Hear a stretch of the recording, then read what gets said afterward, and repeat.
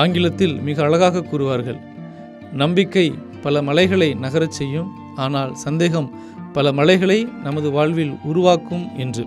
திருவருகை காலம் 5வது நாளில் நாம் அனைவருமே அசைக்க முடியாத நம்பிக்கையோடு ஆண்டவரிடத்தில் வர அழைக்கப்படுகின்றோம். நம்பிக்கையின் தந்தை என்று அழைக்கப்படுகின்ற ஆபிரகாம் எந்த விதமான நிபந்தனையும் இல்லாமல் கடவுளை முழுமையாக நம்பினார். எல்லாம் தெளிவாக இருக்கின்ற பொழுது கடவுளை நம்புவது மிக எளிது. ஆனால் எதுவுமே தெளிவில்லாத ஒரு குழப்பமான சூழ்நிலையில் கடவுளை நம்புவது மிக கடினம். ஆனால் ஆபிரகாம் அதை தன்னுடைய வாழ்வில் ஏற்றுக்கொண்டு நம்பிக்கையோடு செயல்பட்டார். அந்த நம்பிக்கையின் அடிப்படையிலேயே அவர் கடவுளுக்கு ஏற்புடையவரானார். இந்த நம்பிக்கையை இயேசு தனது வாழ்விலும் ஒரு மனிதனாக வெளிப்படுத்தினார். தனது போதனையிலும் நாம் கடவுளின் மீது நம்பிக்கையோடு வாழ வேண்டும் என்பதை நமக்கு எடுத்துரைத்தார்.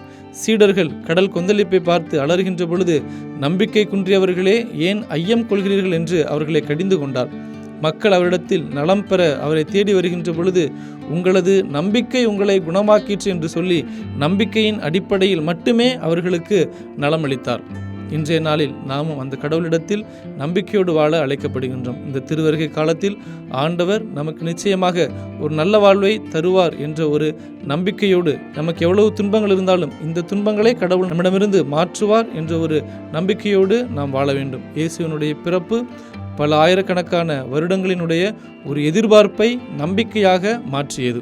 நாமும் இப்போது எந்த நிலையில் இருந்தாலும் கிறிஸ்து நமது வாழ்வை நிச்சயம் மாற்றுவார் என்ற உறுதியான அசைக்க முடியாத நம்பிக்கையை கொண்டிருக்க வேண்டும். 2 கொரிந்தியர் 5:7 வாசிக்கின்றோம், கண்ணால் காண்பவற்றின் அடிப்படையில் அல்ல, மாறாக நாம் அனைவரும் நம்பிக்கையின் அடிப்படையில் வாழ வேண்டும். சிந்திப்போம். துன்பங்கள் வருகின்ற பொழுது கடவுளின் மீது எனக்கு இருக்கக்கூடிய நம்பிக்கை எப்படிப்பட்டதாக இருக்கிறது? இன்றைய நாள் முழுவதும் என்ன நடந்தாலும் கடவுளின் மீது உறுதியான நம்பிக்கையை கொண்டு இயேசு பாலனுடைய பிறப்பிற்கு நம்மை நாம் தயாரிப்போம். ஜெபம். அன்பின் இறைவா, எல்லா சூழ்நிலையிலும் உம்மை மட்டுமே நம்பக்கூடிய ஒரு நல்ல உறுதியான ஒரு மனதை எங்களுக்கு தாரும். ஆமேன்.